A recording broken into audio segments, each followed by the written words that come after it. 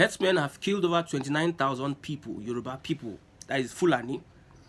Now, the Yoruba Nation leader, Professor Akintoye, has come out to say that it is time for the Yoruba Nation to separate from Nigeria. However sincere or however serious this statement might be, I believe that the Yoruba people are constructively building the Southwest for a possible exit from Nigeria. Now, their son is the president, and they will use that presidency to equip themselves, build themselves. You can see all the coastal rail line, Dangote refinery, all the projects going on, using Lagos as a base to make sure that the Southwest is equipped. All of a sudden, we have seen conservatism. Conservatism sprang up under Tinubu's administration. Conservatism wants to achieve protecting the Yoruba interest. That is just akin to having a Yoruba nation inside Nigeria. All of a sudden, you can see these guys are coming together to protect their boundaries, coming together to make sure that they empower themselves, with the goodies that we get from Nigeria. Now Yoruba man is in power, and they are going to empower themselves for a possible exit, a possible Yoruba nation. All these tantrums that are being thrown, you say this one today, say down the other time. When you bring everything together, you understand that there's an agenda of the Southwest, and this agenda, they are playing it very, very well. You won't be surprised that when Tinubu was announced presidency, Sunday Igboho said that we should support him. That it's not easy that Buhari destroyed the economy. Sunday Igboho that was asking for Yoruba nation. After that, he went underground. Before that, he was released and he had to walk freely. He came into Nigeria joyfully. The ovation under Tinubu's government. The same thing he wouldn't have done under Buhari's government. You can see the plan work. So, there's a Nnamdi Kanu, and Nnamdi Kanu is in incarceration. And the other day, the wife of the president was calling for, let's embrace Nigeria unity. Let's embrace the unity. Let's come together as one. You see, everything is about an agenda. Every region has their agenda. Every region is pushing an agenda. But my question is, what is the Igbo agenda? Who are the think tanks that are coming together to understand what the Igbo man needs to do at this point in time moving forward? It is not every Christmas you go home and start posting pictures and videos of your houses. I'm talking to my Igbo brothers because we need to talk to ourselves at this moment. There must be a template that we'll use. These guys are playing the game of equipping themselves with whatever they can in preparation for a possible exit from Nigeria, because Nigeria, according to Awolowo, is a mere geographical expression. Tinubu once said that he doesn't believe in one Nigeria. The politicians know that one Nigeria is a farce, is a mirage. One Nigeria is not real, it's non-existent. They know it. Now, how do you chase away Fulani people? How do you control the Fulani people? Because the Fulani, they have this long-age agenda to conquer the south, extend their territories. They will never rest until they do that. That one thing I like about the Fulani is their consistency of purpose. They have an agenda. They have been pursuing this agenda for years now. My question is, what is the Igbo agenda? You can't just come out and say Biafra, Biafra, Biafra, and there's nothing that is being put on the table to discuss.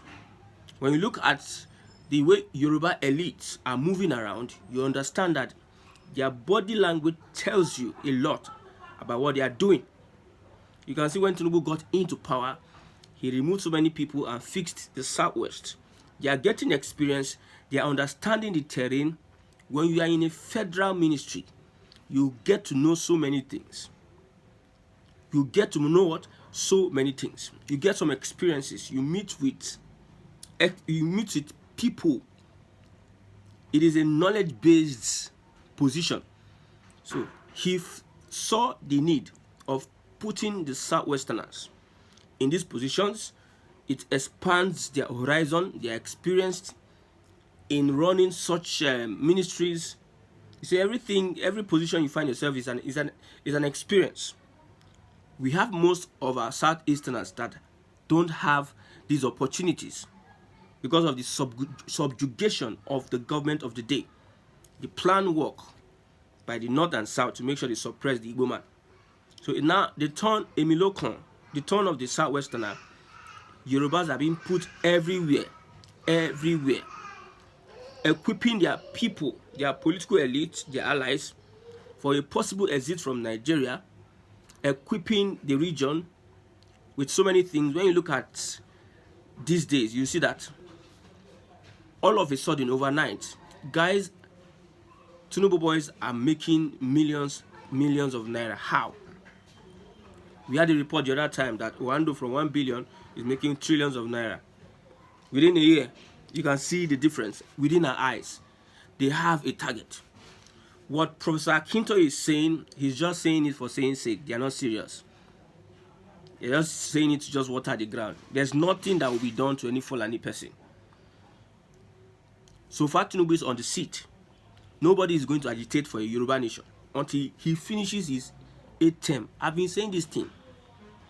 The plan is for him to finish his 8th term and position the Southwest. But we have the Southeast. We don't have leaders at all. Political leaders that we can count on. We have few people in P2B and some other persons. Where is Ojizo? These guys are even saboteurs.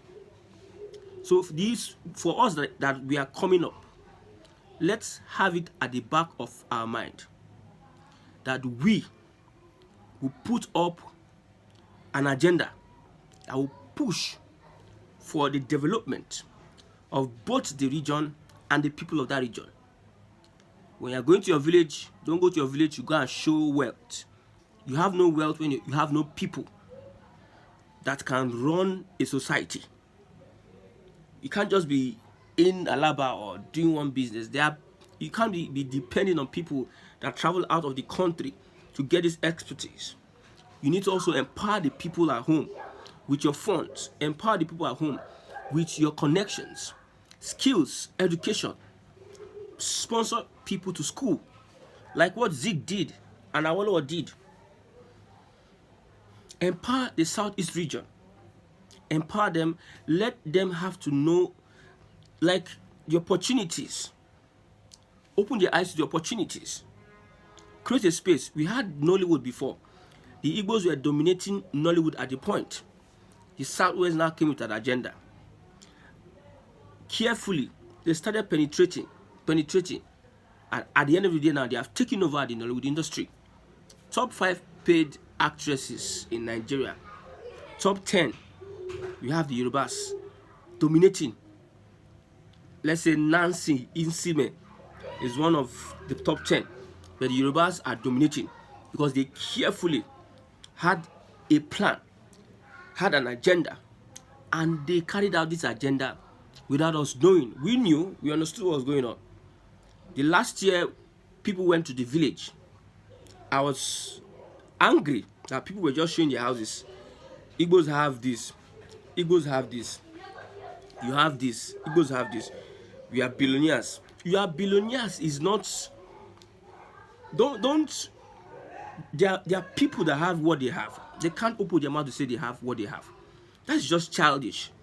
Someone went to the video, started doing video. Billionaires have. You are doing video. Is that what we are discussing? The 21st century. We are talking about robotics. We are talking about technology, tech. We are talking about house that it might be a Yoruba person that even you call from Lagos, go and build a house. You are bragging about house, chairs, furniture, building. You're not bragging about how viable that community is. the potentials that that community has. How are they utilizing the potential around that community? So let's come to our senses. These guys are planning seriously to prove to you that they have a meeting point. Was when Bakari said that he was invited to a meeting. We had old men in that meeting, we were Yorubas. And these people were discussing how they were going to take the lands, the properties of Igbos. That means there was a meeting. Some people have a meeting. Where is the Igbo agenda? What are the Igbos pushing? All this thing about emancipation of Biafra, the elders are keeping silent. And they expect to be respected. You are keeping silent when issues are supposed to be discussed. You people that know the history of the Igbo people, you are keeping silent and you want to die with your knowledge. You're not coming out to correct some erroneous thinking. You're not coming out to put the facts straight. You are just keeping silent and people are just, no advice, no elderly advice, no support system. But when you see the Yorubas, they are just all coming together to make sure that some things work. They see us as a competition. They see the Igbos as a competition. They see these guys, if we don't put our heads together, it is because of we that these guys are doing what they are doing. If you leave them in the Yoruba nation together, they will still have hatred for each other. In fact, Operation Wetie, when we talk about conflict in Nigeria, it all started from Southwest, and it was a Southwesterner against another Southwesterner. All these things they are doing is just because of there is an Igbo man there, and it's a threat, it's a competition, and they can manipulate, they can be unstable, they can be hypocritical to achieve their aim. That's what they are doing. They are taking over industries, they are taking over ministries, they are taking over the economy, they are taking over blue chip companies. So don't come here and start making mouth. I have a house, I have a business, container. Do you know what is a business? Do you know what is conglomerate? Those that are Igbos that have the conglomerate will not make noise that you are making. Those that know what's up, those that are working in federal ministries will not make the noise they are making. Because the most important thing is empower the Igbo child. Empower the Igbo child. Let it be a clear-cut agenda that everybody will pursue and follow. Let everybody understand that this agenda is where we are moving towards. And all hands will be on deck. All these monies this diaspora is contributing to the Nigerian economy. We want to invest in Nigeria. Diasporans, invest in the Southeast. Things that are profitable. Sponsor people to go and get skills like what China did years ago. Sponsor students to the United States. And they got this intelligence and they came back and they developed China. Let's look into these areas. Education is very important. Skill acquisition is very important. Going abroad for studies, lobbying international tech companies to get our guys to do intern or free, just do something free. Freelance. Do a freelance job for these guys just to get knowledge. Get this skill. That's what we need. We don't need to start bragging. You are bragging, it's just you are empty. We build Lagos. Forget about building Lagos. Lagos belongs to Yorubas. Whether there was a history of one Benin guys somewhere else, now, as we speak, you cannot take it away from them. You cannot take it away from them. Lagos belongs to the Yorubas. So think home this December. Don't go and start flashing your cars, zooming everywhere up and down, and you think you're having sense. You don't have sense. If the community that you are coming from is not viable, there are no roads, there are no street lights, there are no functional hospitals, there are no functional educational center, there are no tech hubs, there's no skill acquisition center that is functional, not the one you just build and run away. Functional, that is imparting on the lives of the people. That money you want to use to do ganga and chop pepper soup and do what and start spraying, use it for these purposes. Look at Kubana. They built an industry in Lagos. Keke Maura is going to add to the GDP of the Lagos state government. Is going to also help to get some skilled people acclimatized, having experience in these kekemara things. People that went to school have jobs. So why don't we think about these things in the Southeast? So these guys, I have understood that they have an agenda, and they are pursuing their agenda without making noise. We need to learn. We should stop bragging and making noise. As we push for the release of Nnamdi Kanu, I know the presidency will not want to release Nnamdi Kanu. Binta Yanko has recused himself from the case. After all the going forth and back, after all the rubbish that's been done, you recuse yourself from the case. There is no clear-cut thing that you're going to hold this guy on. You know, but you just want to hold him down. Why would this? Nnamdi Kanu has accused the state government of having a hand in the insecurity that is going on in the Southeast. If the state government does not have a hand in it, it will stop the next day. But because they want to keep the Southeast insecure, unstable, in crisis, so that they can have their way, they will stop at nothing to hold Nnamdi Kanu down. As we make efforts, let's not destroy those that are being paid by government, that are paid agents. Don't destroy your place. Make sure that whilst you are fighting for Biafra, while we are doing what we are doing, we are empowering ourselves. We are not relaxing. We are not destroying ourselves. We are empowering ourselves skillfully, academically, in every area. Historically, we need people that can understand the total history of the Igbo people. A clear-cut definition of how the Igbo people came about. Even though that ancient people were not able to pen down some things, but we had where we started from, where they stopped from, that we can start from and start. Those that have this knowledge should put it in books. Our academicians should put these things in writing, and let us even start learning our language, making ourselves being conservative at this point in time. If I can say Igbo should ronu, we should start renewing at this point in time to make sure that we preserve who we are. Because if you sit down and start bragging, you might not know what will bring you down. I'm talking to my brothers. I'm not talking to the Southwest.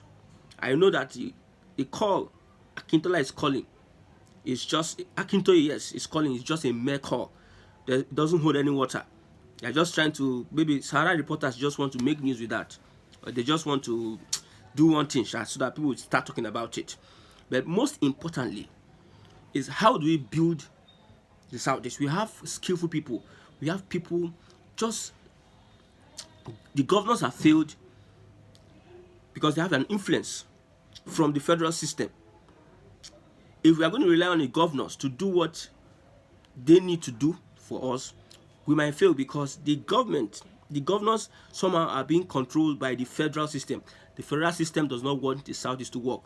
Somehow they can manipulate the governors not to do what they need to do. So let's not wait for these governors now. Holding them accountable, we put our house together. When we put our house together, we can now hold these guys accountable. Nigeria is far from working. The leaders know it. The politicians know it. The senators know it. The rep members know it.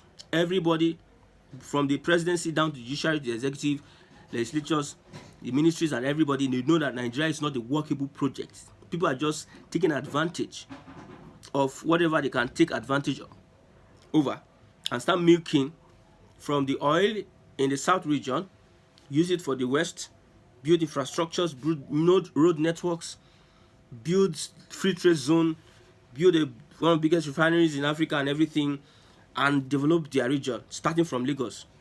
Because I believe that when you talk about Southwest, it's Lagos, Lagos, Lagos, Lagos, Lagos. We are not saying Lagos, Ogun State, Osun State, Ekiti State, Oyo State. We are not seeing all those ones. Ondo State. There's Lagos. So how can we do this? That is where our minds need to get to. All hail Nnamdi Kanu. We are fighting a good fight, watching him from the stands of the court. I came to understand that we Igbos, we are divine beings. God is speaking through us. God is speaking through us. Nothing can extinguish our light. The Biafran spirit is much more alive, and in no distant time, we shall sing the song of freedom. I'm already living the Biafran dream. I'm living my life as a Biafran. Before anybody calls for declaration or emancipation, we are moving towards Biafra, a sovereign state I'm already living my life as a Biafran, and I'm very happy that we have somebody like Mazi Nnamdi Kanu coming to speak for the downtrodden, for the subjugated people of southeastern Nigeria.